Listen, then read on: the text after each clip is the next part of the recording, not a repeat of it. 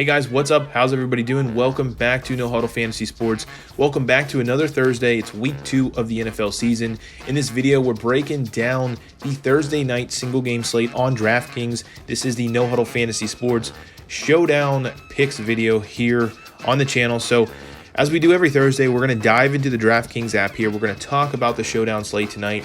As always, just a friendly reminder, these slates, in my opinion, are just meant to have fun with. It's hard to win these slates. I don't do a lot of lineups. I'll talk about basically doing 3 lineups for myself just to get exposure to tonight's game, have some fun with fantasy football.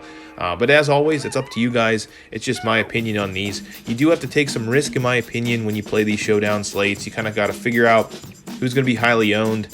And unless they're really, really worth it, you got to avoid them and try to get some leverage in these spots. So we're going to be talking about that. I will be playing only tournaments tonight, so keep in mind that's kind of what this analysis is geared towards. But we are talking today, September 17th, 2020, Thursday night football. We have the Cincinnati Bengals playing on the road against the Cleveland Browns.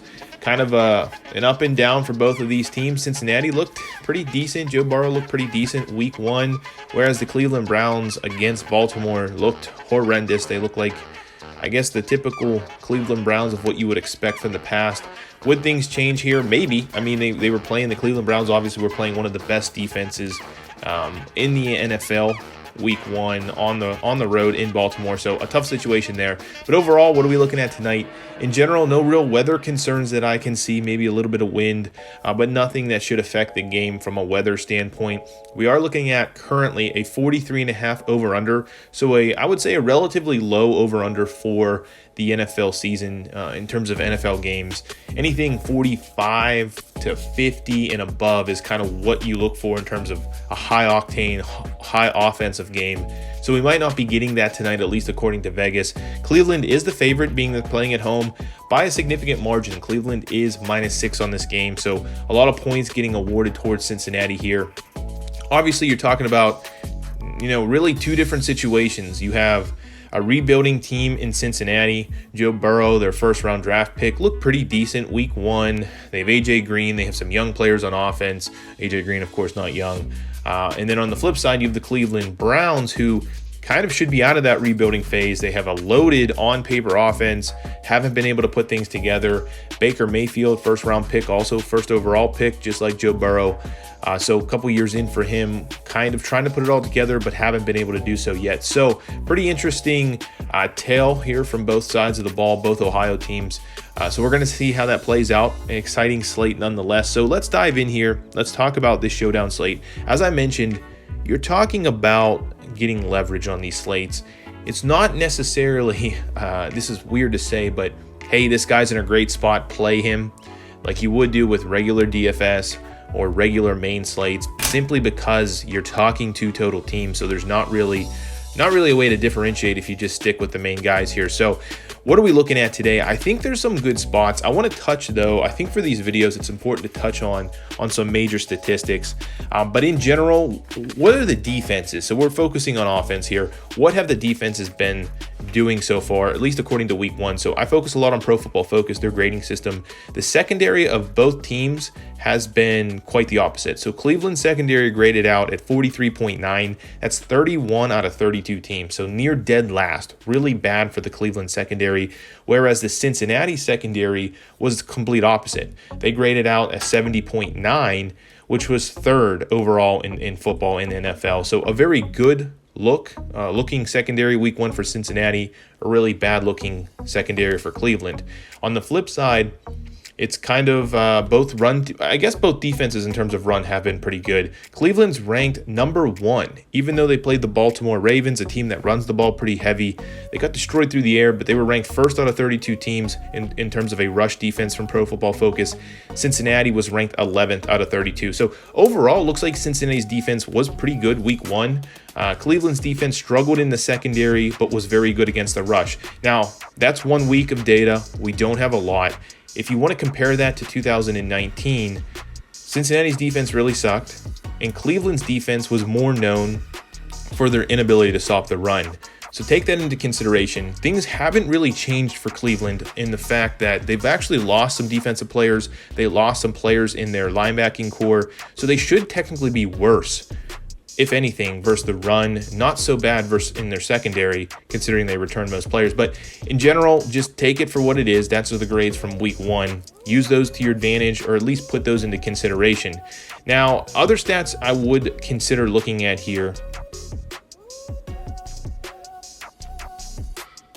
The pass rush for both teams was ranked towards the bottom of overall NFL for week 1. Again, surprising considering Cleveland has a pretty good defensive line, so things will obviously probably change, come back to normal, but consider that both teams were towards the bottom, whereas the pass blocking for the offenses, Cleveland was ranked 6th. So obviously Baker Mayfield didn't take advantage of that, but they had a really good front blocking, pass blocking team for Cleveland week 1. Cincinnati towards the bottom of the league at 28th. So I think possibly you could see this really bad. Coming into the season, Cincinnati wasn't considered to have a good offensive line. Up against what I think is a good defensive line for Cleveland, you could see some things happen there in terms of the inability to block that deep front for Cincinnati, blocking Cleveland's deep front. But last but not least here, in terms of rushing, both teams kind of ranked towards the bottom of the league. Obviously, again, 1 week worth of data, but both were like 29th or 30th out of the 32 teams in terms of their overall rushing, whereas their run blocking was pretty good. So the running backs didn't do much, even though they graded out well as a blocking team in terms of the run. And then, of course, both teams in terms of receivers were not very good. I would say Cleveland especially, you saw some drops, you saw some bad things, but Pro Football Focus ranks both these teams in terms of their receiving threats. Week 1 did not grade out very well. So all of that being said, that's kind of the outlook for the slate for the two teams here. Let's jump into what I think are some good captain spots. So again, you're looking for leverage here. I think if you go with Joe Mixon, if you go with Nick Chubb, those types of players are going to garnish heavy ownership. So I will likely be avoiding them at the captain spot, hoping to get some leverage here. But some good spots, I want to first mention Baker Mayfield. I don't typically like to play a quarterback at captain, but there's a lot of bad sentiment on Baker Mayfield for good reason. He did not play well. He kind of has been getting worse as he progresses into the NFL. But when that happens for a showdown slate, that means no one's going to own this guy, at least not heavily in the captain spot. He will get heavy ownership. There's only 2 quarterbacks. They always get ownership, but I don't think very many people will play Baker Mayfield at the captain spot. And as I mentioned, even though the secondary of Cincinnati graded out well week 1, if you go back to last season, they're not a good defense overall. So I think it's a spot you could take advantage of here. You could get some leverage and go with Baker Mayfield. Now, of course, if you do that, you want to pair him with some receivers. I would rank the receivers that I would pair with him as the following. I would go Jarvis Landry 1. Again, check his status though. He is banged up a little bit. I don't mind putting Kareem Hunt with him. He had 6 total targets. Week 1, he's kind of the receiving threat out of the backfield for them. And then I'm avoiding OBJ for the most part. He has not been playing well, but the Cleveland tight ends are in a decent spot.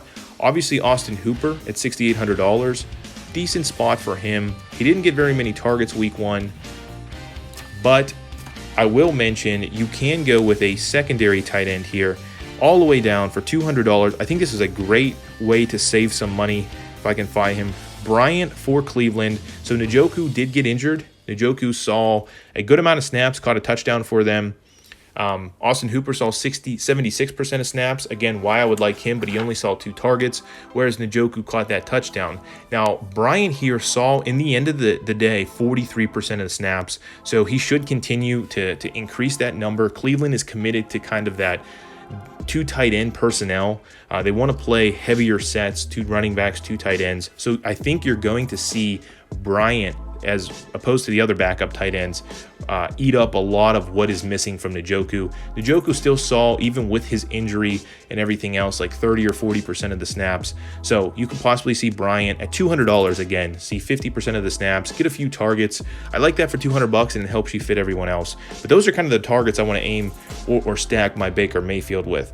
Now, another captain besides Baker that I would consider tonight would be either combination of Tyler Boyd or John Ross. I'm leaning a little more towards John Ross. I'll tell you why. First of all, Even though he only had 2 receptions week 1, he saw 5 targets, but more importantly, he saw the most amount of snaps of all receivers. I do expect AJ Green's numbers to go up. He's coming off an injury. AJ Green saw 9 targets on 66% of the snaps, so you have to like that.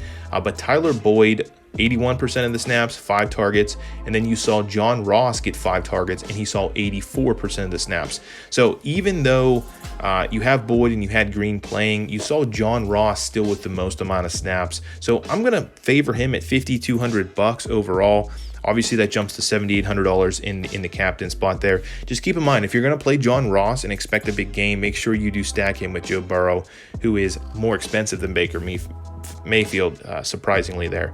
But I do like John Ross. I also like Tyler Boyd at the captain spot. The only reason I'm not going with AJ Green, again, trying to get leverage here, I think most people will chase that name, will chase the targets, will chase everything for week 1 about AJ Green here. He's more expensive. He's obviously a household name. He stands out as probably their best receiver still. So I think a lot of people will go there, and I'm just trying to get leverage against that. I'm not saying AJ Green is a bad play in fantasy football. I'm just saying, in terms of ownership, these other guys will be lower in my opinion. And again, if he's only going to get 70-75% of the snaps, maybe you can get that leverage and put yourself in a better opportunity to score points with these other receivers. So Tyler Boyd and of course, as I mentioned, John Ross stand out to me, but make sure you put Burrow with them. And last but not least here, the other guy I'm considering, at least at the moment, at the captain spot, and I'm going to butcher his name, but TJ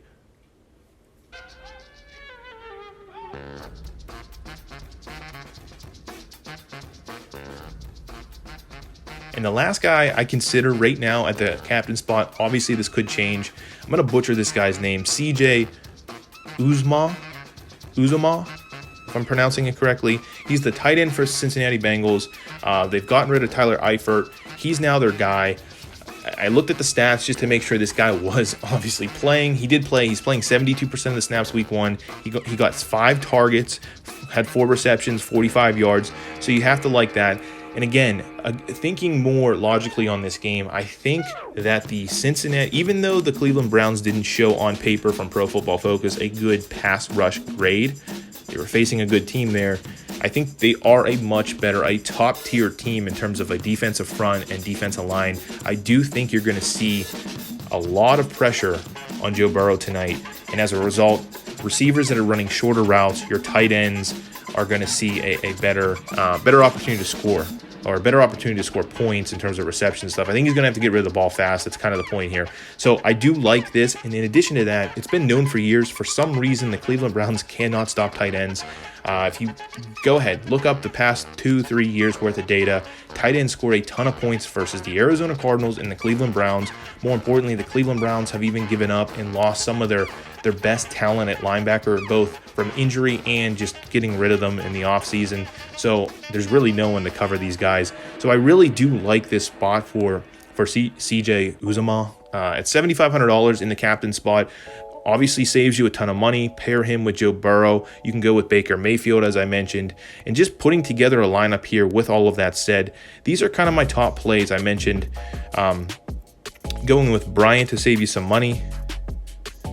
And we have $13,000 with just what I put together.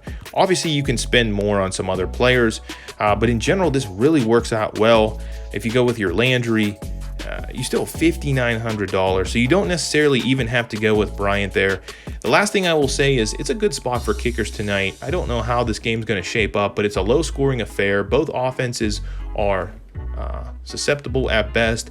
Both defenses can be better, in my opinion. Cincinnati looked much better week 1. Cleveland should get better versus Cincinnati especially. So you could see a lot of field goals tonight. I don't mind playing some kickers in some of these spots. But in general, I'm not saying this is my lineup tonight. But I mentioned the 3 captain spots I am looking at tight end versus the Cleveland Browns. Uzomah, if I'm pronouncing it correctly. Let me know in the comments if I'm not. I like him. I like either the combination of John Ross and or Tyler Boyd. And then as a kind of wild card here, I think you can get away with going with a quarterback in Baker Mayfield at the captain spot.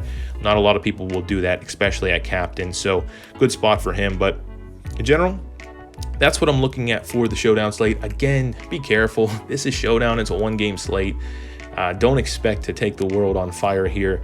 But we got to do what we got to do. you're playing Showdown. It's not always about playing the best positions, the best players, but instead trying to get leverage, trying to get an opportunity to put players in places that other players, or other fantasy players are not. So take that into consideration. It's all about leverage on these Showdown slates. Hope you guys enjoy these videos. Hopefully they are helpful. Check out later today, I'll be putting out an MLB video, as we do every single day, putting out DFS content here at No Huddle Fantasy Sports every single day, both NFL and MLB. So make sure you check all of that out. Make sure you are subscribed to the channel. Give these videos a like. I really would appreciate that. And leave me some comments down below. I look forward to tonight's slate, the Showdown slate here on DraftKings. Outside of that, good luck, and I will catch you in the next video.